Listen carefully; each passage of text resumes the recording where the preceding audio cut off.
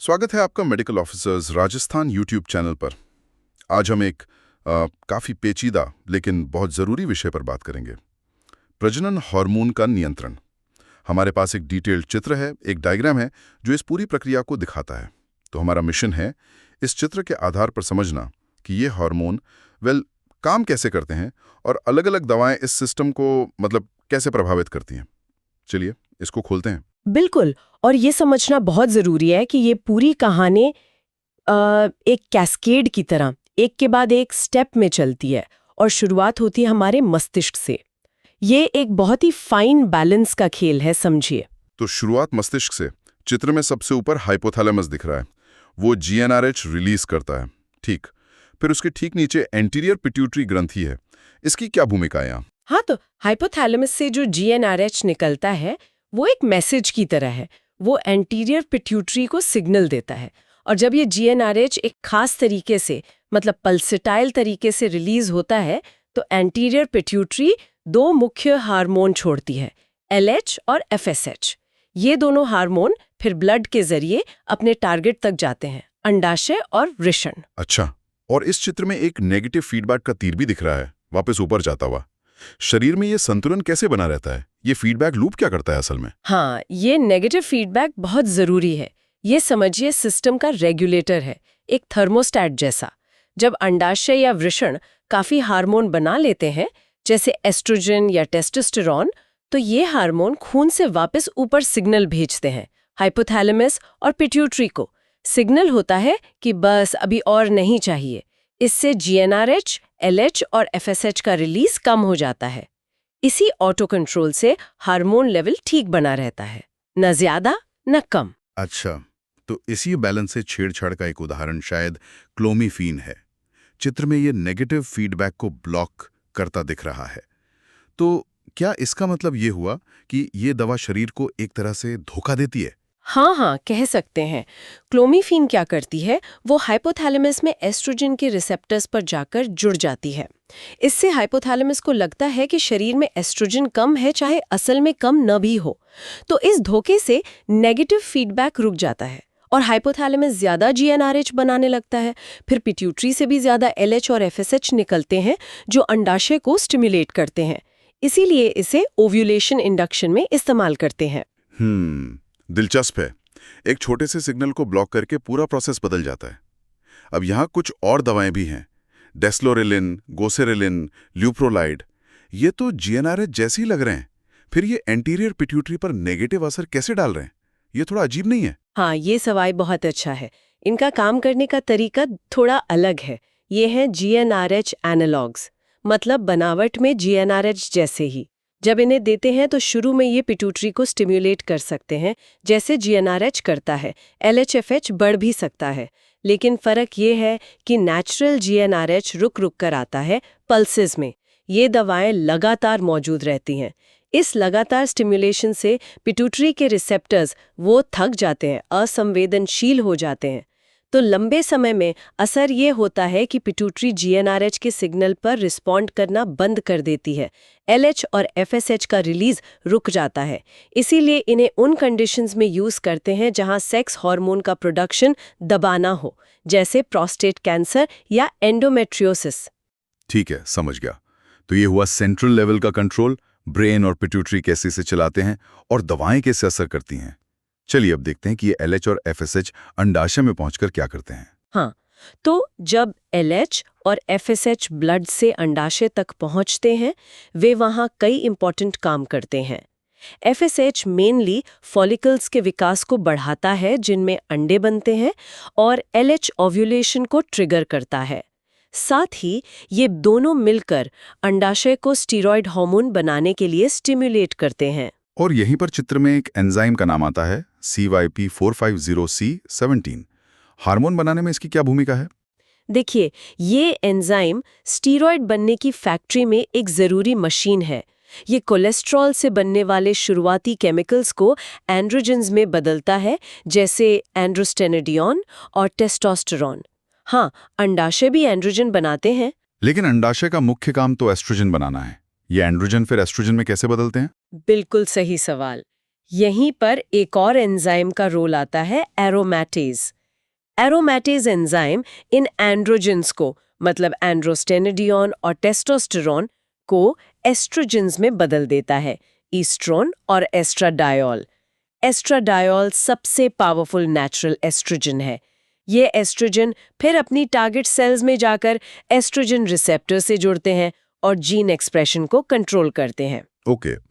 अब इस अंडाशय वाले रास्ते पर भी कई दवाओं के निशान दिख रहे हैं, जैसे ओरल कॉन्ट्रासेप्टिव्स और डायनाजोल। ये सीधे अंडाशय पर एक नेगेटिव निशान दिखा रहे हैं। हाँ, चित्र के हिसाब से गर्भनिरोधक गोलियां और डायनाजोल ये सीधे अंडाशय के फंक्शन को दबा सकते हैं। वैसे इनका मुख्य काम ऊपर पिट्यूटरी से LH और FSH को कम करना है, जिससे ओव्यूलेशन रुकता है, लेकिन अंडाशय पर भी सीधा असर होता है, हार्मोन प्रोडक्शन कम होता है। और यहाँ कीटोकोनाजोल और डायनाजोल का CYP450 C17 एंजाइम पर भी नेगेटिव असर दिखाया है। सही। कीटोकोनाजोल जो असल में एक एंटी फंगल दवा है, और डायनाजोल भी, ये दोनों कई स्टेरॉइड बनाने वाले एंजाइम को ब्लॉक कर सकते हैं। इसमें CYP450 C17 भी शामिल है। तो इसे रोककर ये दवाएं एंड्रोजन का प्रोडक्शन कम करती हैं, और क्योंकि एंड्रोजन ही एस्ट्रोजन बनते हैं, तो अंत में एस्ट्रोजन लेवल भी गिर जाता है। यहाँ पर मामला और भी इंटरेस्टिंग हो जाता है। एरोमेटेज इनहिबिटर्स जैसे एनास्ट्रोजोल, लेट्रोजोल, एक्सिमेस्टेन, ये तो सीधे एस्ट्रोजन बनने के आखिरी स्टेप को ही टारगेट कर रहे हैं। बिल्कुल, नाम से ही पता चल रहा है, ये दवाएं सीधे एरोमेटेज एंजाइम को ब्लॉक करती हैं। अगर एरोमेटेज कम नहीं करेगा तो एंड्रोजन एस्ट्रोजन में बदलेंगे ही नहीं। ये दवाएं एस्ट्रोजन प्रोडक्शन को बहुत अच्छे से कम करती हैं। इनका main use oestrogen sensitive breast cancer में होता है, खासकर मेनोपॉज के बाद, क्योंकि तब एस्ट्रोजन का मुख्य सोर्स होता है एड्रिनल एंड्रोजन का एरोमेटेज द्वारा कन्वर्जन। ये उसी को रोकती हैं। और फिर हैं एस्ट्रोजन रिसेप्टर ब्लॉकर्स, टेमोक्सिफेन और रेलॉक्सिफेन, जिन पर प्लस माइनस का निशान है। ये प्लस माइनस क्या है? ये बाकियों से अलग कैसे हैं? हाँ, ये दवाएं सिलेक्टिव एस्ट्रोजन रिसेप्टर मॉड्यूलेटर्स या SERMs कहलाती हैं। ये बड़ी स्मार्ट दवाएं हैं। ये एस्ट्रोजन रिसेप्टर से जुड़ती तो हैं, पर जुड़ने के बाद क्या करेंगी ये टिश्यू पर डिपेंड करता है। जैसे ब्रेस्ट टिश्यू में ये एस्ट्रोजन को ब्लॉक करती हैं, एंटागोनिस्ट, माइनस प्रभाव। इसीलिए टैमोक्सिफिन ब्रेस्ट कैंसर में यूज होती है। लेकिन हड्डी या यूट्रस जैसे टिश्यू में ये एस्ट्रोजन की तरह काम कर सकती है, एगोनिस्ट, प्लस प्रभाव। रेलॉक्सिफिन हड्डी पर अच्छा असर डालती है, पर ब्रेस्ट और यूट्रस पर ब्लॉक करती है। तो ये प्लस माइनस निशान इसी मिक्स्ड एक्शन को दिखाता है। ये या तो एस्ट्रोजन को जुड़ने से रोकती हैं, या जुड़ने के बाद रिसेप्टर के असर को बदल देती हैं। जीन एक्सप्रेशन पर असर पड़ता है। ये तो बहुत ही बारीक कंट्रोल हो गया। चलिए अब कहानी के दूसरे पहलू पर चलते हैं, पुरुषों में वृषण वाले मार्ग पर। यहाँ LH हार्मोन का क्या काम है? पुरुषों में भी पिट्यूटरी से निकला LH ब्लड से वृषण तक जाता है। वहां ये लेडिक सेल्स को स्टिमुलेट करता है। इन लेडिक सेल्स का काम है पुरुष सेक्स हार्मोन यानी टेस्टोस्टेरोन बनाना। FSH भी जरूरी है। वो सर्टोली सेल्स पर काम करके स्पर्म प्रोडक्शन में मदद करता है, पर वो इस डायग्राम के टेस्टोस्टेरोन वाले हिस्से में सीधे नहीं दिखाया गया है। टेस्टोस्टेरोन बनने के बाद चित्र में एक और एंजाइम है, 5-अल्फा रिडक्टेस। टेस्टोस्टेरोन तो खुद ही पावरफुल है, फिर इस एंजाइम की क्या जरूरत पड़ी? ये क्यों इंपॉर्टेंट है? हाँ, टेस्टोस्टेरोन पावरफुल है, लेकिन कुछ खास टिश्यूज में, जैसे प्रोस्टेट, स्किन, हेयर फॉलिकल्स, वहां कहानी थोड़ी अलग है। इन जगहों पर 5-अल्फा रिडक्टेज एंजाइम टेस्टोस्टेरोन को एक और भी ज्यादा पावरफुल एंड्रोजन डीहाइड्रोटेस्टोस्टेरोन या DHT में बदल देता है। DHT एंड्रोजन रिसेप्टर से ज्यादा मजबूती से और ज्यादा देर तक जुड़ता है। इसीलिए प्रोस्टेट का बढ़ना, मेल पैटर्न बॉल्डनेस, शरीर पर बालों का पैटर्न, इन सब के लिए DHT ज्यादा जिम्मेदार है। इसीलिए ये कन्वर्जन समझना जरूरी है। और फिर चाहे टेस्टोस्टेरोन हो या DHT, ये अपनी टारगेट सेल्स में एंड्रोजन रिसेप्टर से जुड़कर जीन एक्सप्रेशन कंट्रोल करते हैं। बिल्कुल, टेस्टोस्टेरोन या DHT सेल के अंदर जाते हैं, एंड्रोजन रिसेप्टर से जुड़ते हैं, और ये कॉम्प्लेक्स फिर न्यूक्लियस में जाकर खास जीन्स को ऑन या ऑफ करता है। इसी से पुरुषों में मसल्स बनती हैं, आवाज भारी होती है, सेक्स ड्राइव आती है और बाकी मेल कैरेक्टरिस्टिक्स डेवलप होते हैं। अब इस मेल पाथवे पर भी दवाओं के पॉइंट्स दिख रहे हैं। कीटोकोनाजोल और स्पिरोनोलैक्टोन टेस्टोस्टेरोन सिंथेसिस पर नेगेटिव असर डाल रहे हैं। ये टेस्टोस्टेरोन बनने को कैसे रोकते हैं? कीटोकोनाजोल, जैसा हमने पहले भी बात की, कई स्टेरॉइड बनाने वाले एंजाइम को ब्लॉक करता है। वृषण में टेस्टोस्टेरोन बनाने वाले एंजाइम भी इसमें शामिल है, तो ये टेस्टोस्टेरोन प्रोडक्शन कम कर सकता है। स्पिरोनोलैक्टोन, जो असल में एक डायूरेटिक है, बीपी की दवा, उसका साइड इफेक्ट एंटी एंड्रोजेनिक होना है। ये टेस्टोस्टेरोन बनाने वाले कुछ एंजाइम को भी थोड़ा ब्लॉक करता है और एंड्रोजन रिसेप्टर को भी ब्लॉक करता है, जो हम आगे देखेंगे। और फिर यहाँ फिनास्ट्राइड है, जिसे 5-अल्फा रिडक्टेज इनहिबिटर बताया गया है, तो ये डीएचटी बनने से रोकता है, राइट? एकदम सही। फिनास्टेराइड और इसी ग्रुप की ड्यूटेस्टेराइड, ये खास तौर पर 5-अल्फा रिडक्टेज एंजाइम को टारगेट करती हैं। ये टेस्टोस्टेरोन को डीएचटी में बदलने वाले एंजाइम को ब्लॉक कर देती हैं। इससे डीएचटी का लेवल काफ़ी कम हो जाता है, जबकि टेस्टोस्टेरोन लेवल नॉर्मल रहता है या थोड़ा बढ़ भी सकता है। क्योंकि डीएचटी प्रोस्टेट बढ़ाने, बीपीएच और मेल पैटर्न बाल्डनेस के लिए जिम्मेदार है, तो इन दवाओं का यूज इन्हीं कंडीशंस में होता है। और आखिर में एंड्रोजन रिसेप्टर ब्लॉकर्स, फ्लूटामाइड, साइप्रोटेरॉन और स्पिरोनोलैक्टोन। फिर से ये दवाएं मतलब एंड्रोजन को अपना काम ही नहीं करने देती। हाँ, इनकी स्ट्रैटेजी अलग है। ये हार्मोन बनने से नहीं रोकती, बल्कि बने हुए हार्मोन को काम करने से रोकती हैं। ये सीधे एंड्रोजन रिसेप्टर पर बैठ जाती हैं और टेस्टोस्टेरोन या डीएचटी को जुड़ने नहीं देती।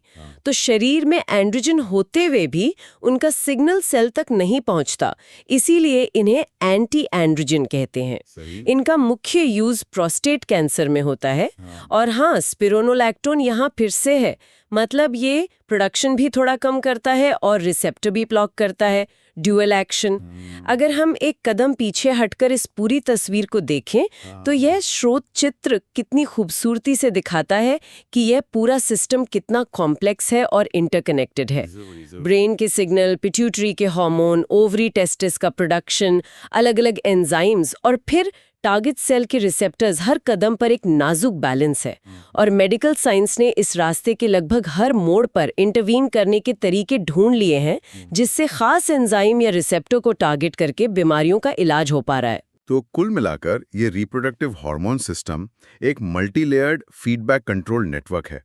इसमें ब्रेन से लेकर ग्लैंड्स और सेल्स तक कई प्लेयर्स हैं और इसे रेगुलेट करने के लिए कई फीडबैक लूप्स काम करते हैं। और जैसा हमने इस डायग्राम से समझा, इसमें इंटरवेंशन के भी कई पॉइंट्स हैं जिन्हें दवाओं से अलग अलग मेडिकल कंडीशंस में यूज किया जाता है। बिल्कुल। और ये चर्चा हमें एक जरूरी सवाल पर लाकर छोड़ती है।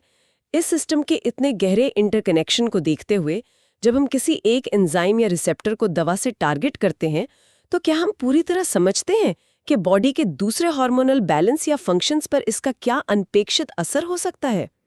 मतलब एंड्रोजन या एस्ट्रोजन लेवल में बदलाव सिर्फ फर्टिलिटी को ही नहीं, बल्कि bone density, mood, metabolism, heart health, शायद ब्रेन फंक्शन को भी अफेक्ट कर सकता है। तो ये सोचना जरूरी है कि ये टारगेटेड इंटरवेंशंस अनजाने में इस कॉम्प्लेक्स ऑर्केस्ट्रा के दूसरे इंस्ट्रूमेंट्स को कैसे अफेक्ट करते होंगे। ये निश्चित रूप से आगे सोचने और रिसर्च का विषय है।